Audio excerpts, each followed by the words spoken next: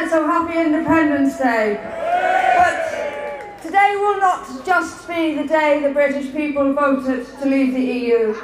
Today will go down in history as a day that started the downfall of the tyranny of the European Union in Europe. It was the British who started it. I read an article this morning, and it's quite important, I think, for us to mention this. The business secretary, the Conservative business secretary, has said that we should keep open borders even post-Brexit.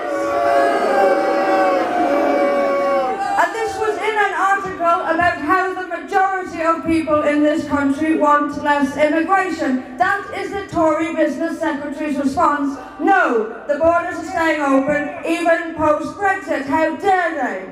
How dare they?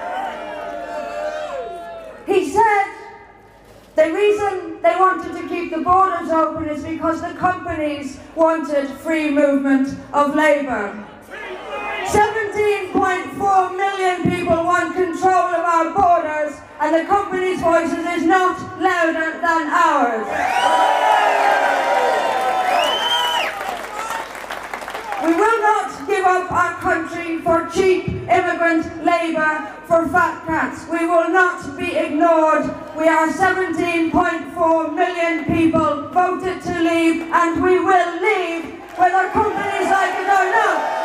They can adjust. They can adjust. The BBC took great pleasure this morning in telling us that Airbus is planning to move out of the UK.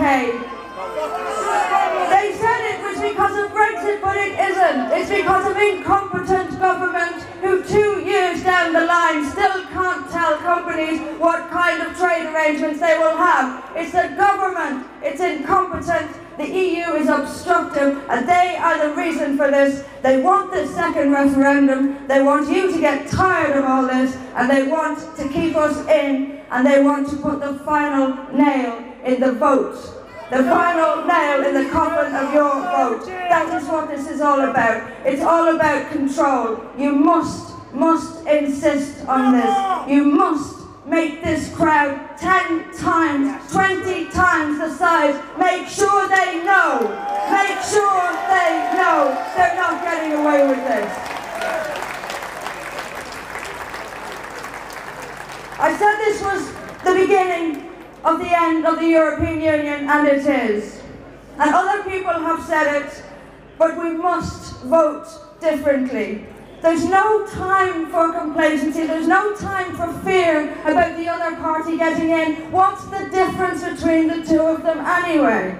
Vote differently, vote differently. We must do it. We must catch up with people in other European countries who in vast numbers are voting against their establishment and giving real patriots a chance. We have to do the same here.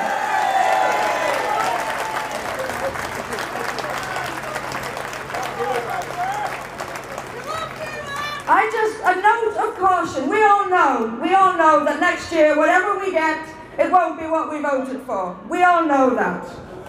And just to add a note of caution, even if we got a full Brexit, even if next year we got full control of borders, full control of everything else, we're absolutely out of the European Union, it would still never stop bullying and pushing us around. Switzerland is not in the European Union. And did you know a few years ago the EU threatened to break trade with Switzerland because it had voted in a way they didn't like. They will continue to do the same. They will continue to stick their oar in to every country on this continent. And that's why we have to think bigger. We have to look at a bigger picture. And we have to catch up with our European neighbours to unite together and bring down the corrupt European Union altogether. That is the only future. That is the only way we are ever going to get rid of them. Bring it down altogether. Thank you all once again. I say this every time because it's true. You are all heroes. You are all heroes. And to the BBC, loving how big this anti-Brexit march is today. Their headlines are all over about how big this march is. Well, BBC, there was a protest 2 years ago today, a massive protest, and our side was bigger.